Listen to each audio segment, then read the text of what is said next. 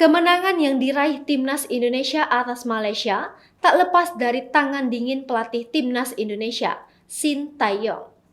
Timnas Indonesia berhasil mengalahkan Timnas Malaysia dengan skor 4-1 dan Indonesia menang telak. Strategi pelatih Sintayong yang jitu berhasil memutarbalikkan posisi Indonesia, di mana sebelumnya di menit awal Timnas Indonesia sempat kalah. Kemenangan yang diraih Timnas Indonesia atas Malaysia tak lepas dari tangan dingin pelatih Timnas Indonesia, Sintayong. Timnas Indonesia berhasil mengalahkan Timnas Malaysia dengan skor 4-1 dan Indonesia menang telak. Strategi pelatih Sintayong yang jitu berhasil memutarbalikkan posisi Indonesia, di mana sebelumnya di menit awal Timnas Indonesia sempat kalah. Dalam sebuah unggahan video yang ramai dibagikan di media sosial, Sintayong diketahui mendapatkan support dari seorang bintang Korea untuk melatih di Timnas Indonesia. Dia adalah Son Heung-min.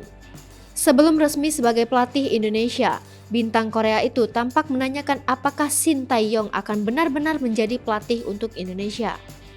Karir Sintayong tak bisa dianggap remeh. Karirnya semakin mencar setelah berhasil membawa skuad U23 Korea Selatan saat menuju Olimpiade 2016 di Rio de Janeiro, Brazil.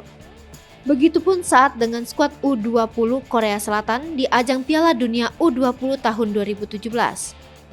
Taktik bunglon yang diterapkan Sintayong di Piala AFF 2020 membuat pusing lawan sekaligus menyulitkan Timnas Indonesia sendiri.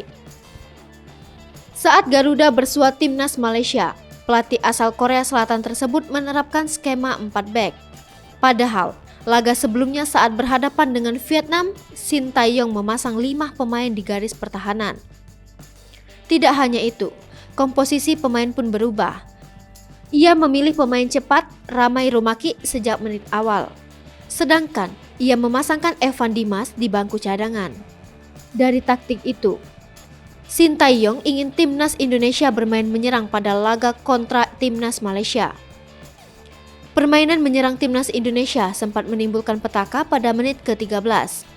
Gawang mereka dijebol Ko Gileswaran Raj.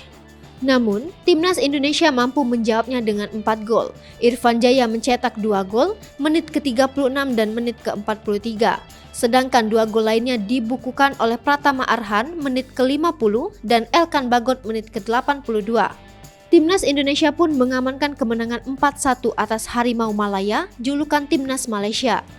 Selepas pertandingan, Sintayong mengaku bahwa taktik adaptif Indonesia selama di AFF Suzuki Cup 2020 memang memusingkan lawan.